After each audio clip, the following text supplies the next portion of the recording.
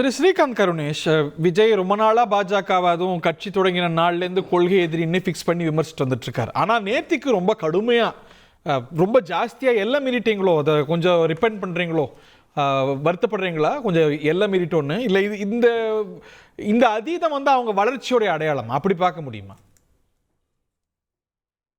இல்லை இல்லை இல்லை இல்லை அவங்க வளர்ச்சியோட அடையாளமாக நான் பார்க்கவில்லை, அவங்க அச்சத்தின் அடையாளமாக பார்க்கிறேன்.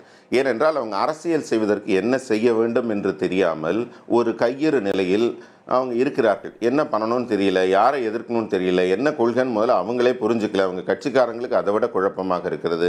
பெரியாரையும் வச்சுக்கிறாங்க, காமராஜரையும் வச்சுக்கிறாங்க, அதுக்கப்புறம் அம்பேத்கரும் வச்சுக்கிறாங்க. அஞ்சலி அம்மாள்னு ஒரு அடையாளத்தை கொண்டாடினது பாஜக கட்சி. வீரமங்கை வேலுநாச்சியாரை கொண்டாடினது பாரதிய ஜனதா கட்சி அலுவலகத்தில் அவங்க படங்கள் இருக்கிறது. இவங்க எல்லாத்தையும் கேட்டு ஒரு ஜனகராஜ் மிக்சர் மாதிரி ஒன்று ரெடி பண்ணியிருக்கிறாங்க. ஒரு படத்தில் சொல்லுவார், பக்கோடாவில் 50 கிராம் போடு, இது என்னது முறுக்கா 50 கிராம் போடு அப்படின்னு எல்லாத்துலேயும் வாங்கி 1 கிலோ கலந்து ஒரு பெரிய போனியில் கலந்து அதுலேருந்து கொடுப்பாங்களே, அந்த மாதிரி ஒரு மிக்சராக இருக்கார். அவங்களுக்கு என்ன இலக்கு என்று அவர்களே அறியாத நிலையில், புரியாத நிலையில் அவங்க சொல்லக்கூடியது என்ன செய்வாங்க, அவங்களுக்கு என்னென்னலாம் டயலாகோ மற்றதோ கொடுக்கப்படுகிறதோ அதை பேசுகிறார். நான் முதல்ல ஒரு விஷயத்தை சொல்கிறேன். எங்கள் தலைவர் சொல்லிய ஒவ்வொரு சொல்லும் உணர்ந்து சொல்லப்பட்ட சொல். அவங்க என்னத்தை எங்களை நாடகம் என்கிறாரே, நான் கேட்குறேன் இப்போ வந்திருக்கிற நபரை, அவர்கிட்ட சொல்ல முடியுமா பரந்தூர் எந்த மாவட்டத்தில் இருக்குன்னு சொல்ல முடியுமா? எத்தனை ஏக்கர் கையகப்படுத்தப்பட்டதுன்னு அவரால் சொல்ல முடியுமா? எங்க எத்தனாம் தேதியிலிருந்து இது உருவாச்சுன்னு சொல்ல முடியுமா? இல்ல இல்ல யார் வேணா சொல்லட்டும், யார் வேணா சொல்லட்டும். அவங்க போனாங்கல்ல, சொல்லுங்க இது எப்ப தொடங்குன, பரந்தூர் எந்த மாவட்டத்தில் இருக்குங்கய்யா, எத்தனை ஏக்கர் கையகப்படுத்தியிருக்காங்க, எப்ப இந்த போராட்டம் தொடங்குச்சு, எப்ப உங்க தலைவர் போனார், எத்தனாம் தேதி போனார், உங்களுக்கு ஞாபகம் இருக்கா? எதுக்காக பதில் சொல்ல முடியுமா? நீங்களாம் என்னத்துக்கு அரசியல் பண்றீங்க? நான் சொல்றேன், இன்னைக்கு பரந்தூர்ல விவசாய நிலத்தை ஆக்கிரமிப்பு பண்ணிருக்கீங்க, விவசாயிகள் பாதுகாப்புன்னு பேசக்கூடிய ஒரு நிமிஷம். நீங்க முசாஃபர் நகர்ல கலவரம் பண்ணீங்களா கவர்மெண்ட் வர்றதுக்கு, அது என்ன டேட் ஞாபகம் இருக்கா உங்களுக்கு? கோத்ரா கலவரம் ஞாபகம் இருக்கா? அதுல கொளுத்தி விட்டீங்களே காங்கிரஸ் எம்பி, அவர் பேர் ஞாபகம் இருக்கா? இந்தியால சார் ஒரு நிமிஷம், நீங்க ஆரம்பத்துல இருந்து இதே தான் பேசிட்டு இருக்கீங்க, மக்களை பிரிக்கிறீங்களே, அது என்ன நீங்க டேட் ஞாபகம் இருக்கா? சார் இத நீங்க உங்களுக்கு அரசியல் நீங்க சொல்லும்போது இதை உச்சநீதிமன்றம் ஏற்றுக்கொண்டிருக்கிறதா? கோர்ட் என்ன சொல்லி இருக்கு? இதுக்கு தீர்ப்பு வழங்கப்பட்டு விட்டது. இதுல நீங்க சொல்ற குற்றச்சாட்டெல்லாம் பொய்ன்னு விடுதலை செய்யப்பட்டு விட்டார்கள் எங்க தலைவர்களை. இன்னும் நீங்க வந்து அரசியல் உங்களுக்கு அடிப்படை அரசியல் அறிவே இல்லை. உங்களுக்கு அஜ்மீர்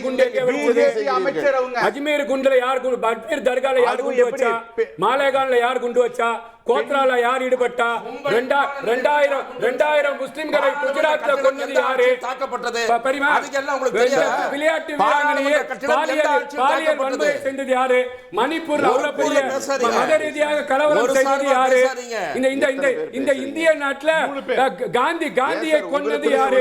நீங்க சொல்றீங்களே நாடு முழுவதும் மதவாத கட்சி என்று பிரச்சாரம் செய்யறவங்க பிரெக்னன்ட் லேடியை 10 பேர் சேர்ந்து கற்பழிச்சு பாலியல் வன்கொடுமை செஞ்சீங்க. அந்த அயோக்கிய பையனை வெளியில இருக்கீங்க. நீங்க வந்து இந்த நாட்டுல வந்து மதக்கலவரம் காந்தியை கொன்னுட்டு இஸ்லாமியரை கொன்னாங்க. நீங்க பேசுறீங்களா? தீவிரவாதத்தை பத்தி நீங்க பேசுறீங்களா? தீவிரவாதத்தின் ஊட்டுக்கண்ணுங்க நீங்க. நீங்க யார் கூல் டவுன் பண்ண வைக்கணுமா? Sir you made your point. எல்லாரும் வார்த்தைகள்ல கவனமா இருப்போம். முட்டாள்தனமா பேசுறவங்கள வெளியே, நீ அறிவு கட்டத்தனமா பேசுறவங்க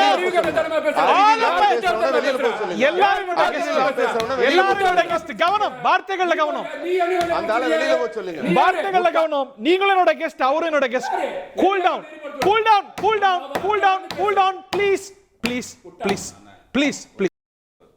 அவங்க மாயா கோத்வானிங்கிறவங்க வந்து ஸ்டேட் மினிஸ்டர், அதுவும் வந்து பெண்கள் மற்றும் குழந்தைகள். Okay, cool down mister Srikanth, cool down. உங்கள்ட்ட மீண்டு வர, அதனால தான் இருக்கீங்க, அதனால தான் எல்கேஜியா இருக்கீங்க நீங்க அரசியல். உங்க கூட உட்கார்ந்து பேசுறதே கேவலம். நீங்க பால்வாடி இல்ல, அவர் பேசுங்க. கேம்பஸ் போற குழந்தையா இருக்கீங்க. கவனம். நாடு முழுவதும் ஒரு பேச தெரியுதா மதவாத கட்சி என்று சொன்ன பிறகுதான் இந்த நாட்டில் உள்ள பெரும்பாலான மக்கள் 3வது முறையாக ஒரு பிரதமராக தேர்ந்தெடுக்கிறார்கள். உங்களுக்கு வயிற்றெரிச்சல் இருக்கலாம், மோடி மீண்டும் வந்து விட்டாரா என்று. ஆனால் மக்கள் அவருக்கு தீர்ப்பளித்து பிரதமராக ஆக்கி இருக்கிறார்கள். அந்த உண்மையை மறைக்க முடியாது. சார் லாவண்யா அவரை பேச ஒரு பொண்ணு அவரை பேசுங்க சார்.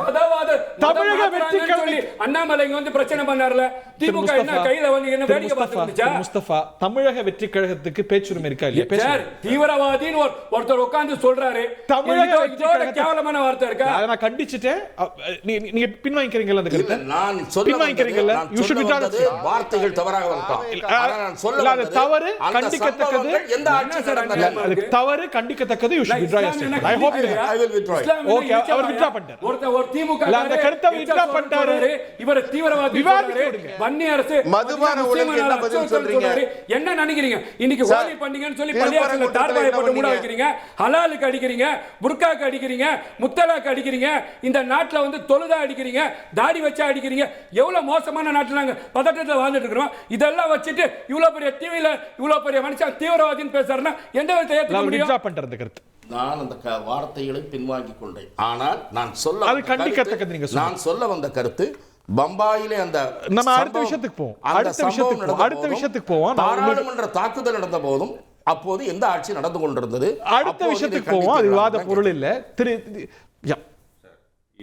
அண்ணா சொன்ன மாதிரி அவங்க யாரோ ஒரு நபர் இல்லை, யாரோ ஒரு தேர்ட் பர்சன் பண்ணதுக்கு பிஜேபி சொல்லலை. அவங்க பிஜேபியில் இதே சாட்சாத் பிரதமர் அவர்கள் அங்கே சிஎம்மாக இருக்கிறப்போ அதில் பெண்கள் மற்றும் குழந்தைகள் நலத்துறை அமைச்சராக இருந்து கன்விக்ட் ஆனாங்க. விந்தியமலைக்கு கீழே வருவோமே அண்ணா. சார் இதை பேசுங்க சார். ஏன் சார் ஸ்கிப் பண்ணுறீங்க? குஜராத்தில் பிரதமர் மோடி அவர்களின் கீழே இருக்கிறவங்க சார் ஒரு பெண்ணு அமைச்சராக இருக்காங்க, அதுவும் பெண்கள் மற்றும் குழந்தைகள் நலத்துறை அமைச்சராக இருக்காங்க, உயிரோட கொளுத்தி விட்டாங்க சார். குல்பர்க் சொசைட்டியில் ஒரு காங்கிரஸ் எம்பி உட்பட எல்லாரையும் கொளுத்து விட்டாங்க. இப்ப நீ இப்படி மதவாத அரசியல் நாடு ஃபுல்லா பண்றவங்க வந்து எங்களை பத்தி கேட்கிற, அதுவும் மக்கள் பிரச்சனை. நாங்க போய் பரந்தூர் மக்களை தூண்டல, அந்த மக்கள் 900 ஆண்டுகள் போராடுறாங்க. மக்களின் உணர்வை வெளிப்படுத்த உங்களை போல இருக்கிற நபர்களை மக்கள் மத அடிப்படையில் பிளவுபட்டு சண்டை போட்டு அதிகாரத்தை ரத்தத்தை ஓட விடல. நாட்டுல ஒரு கட்சி வந்து மக்களை பிரித்து அதிகாரத்தை கைப்பற்றியதுன்னா அது ஹிட்லருக்கு அப்புறம் பிஜேபி தான். கோர்ட்ல இருந்து விடுதலை செய்யப்பட்டவரை பத்தி நீங்க அவதூறு பேசுறீங்க. ஒரே நிமிஷம் எந்த வருஷம் கைப்பற்றினாங்க? எந்த வருஷம்? ஒரே நிமிஷம் எந்த வருஷம் கைப்பற்றினாங்க? எந்த வருஷம் பிஜேபி ஆட்சியை கைப்பற்றிட்டு? 96. அதுக்கப்புறம் 98. நீங்க இந்த குஜராத் 2014ல கைப்பற்றினாங்கல்ல. எப்ப இங்க கோயம்புத்தூர் வந்தார்ல மோடி, அவரை போய் ஏன் பார்த்தாரு சார்? தனிப்பட்ட அப்படி அவங்க மேல ரத்தக்கார படிஞ்சிருக்கு அப்படின்னா நரேந்திர மோடி பிரதமரா வரல, தமிழ்நாட்டுக்கு பிரச்சாரத்துக்கு வந்தார். அந்த தேர்தலில் திரு விஜய் எதற்காக நரேந்திர மோடியை எங்க தளபதி அவர்கள் ஆல்ரெடி சொன்ன மாதிரி எங்களுக்கு கொள்கை மாறுபாடு இருக்கு. யார் மேலும் தனிப்பட்ட வெறுப்பு இல்லை. யார் மேலும் எலெக்ஷன் சமயத்துல சார் பிரச்சாரத்துக்கு வந்தபோது சார் பிரதமர் வேட்பாளரா பிரச்சாரத்துக்கு வந்தபோது நான் ஒரு இண்டிவிஜுவலா அது எலக்ட்ரல் பாலிடிக்ஸ்ல இருக்கவங்களுக்கு தான் அது எலெக்ஷன், மற்ற விஷயம்லாம் இது நான் புடிச்சுக்கிறேன் சார். தனிப்பட்ட முறையில் அவரோட கேம்பெயினிங் போனாரா இல்ல அவருக்கு ஆதரவு உச்ச நட்சத்திரம் ஒரு எலெக்ஷன் சமயத்துல ஒரு பிரதமர் வேட்பாளர் வரும்போது பார்க்கறாருன்னா தட் சேஸ் a message. இப்போ சில முக்கிய நபர்கள் வந்து இந்த ஆதரவு கொடுக்குறோம், முடிச்சுக்கிறேன் சார். பல ஆக்டர்ஸ் வந்து வட இந்தியாலும் சரி தென்னிந்தியாலும் சரி ஒரு கட்சியை நாங்கள் ஆதரிக்கிறோம் வெளிப்படையாக சொல்லுவாங்க. அந்த மாதிரி ஏதாச்சும் எங்கள் தளபதி சொல்லியிருக்காரு. யோகி ஆதித்யநாத் பார்ப்பாரு. நான் என்ன சொல்றேன்னா, ஒரு நபரை சந்தித்தாலே அவங்களோட கருத்தை ஃபுல்லாக ஒத்துக்கிட்டோம்னு அர்த்தம் கிடையாது. இன்னைக்கு கூட நாங்கள் 4 பேர் அண்ணன் முடிச்சுக்கிறேன்.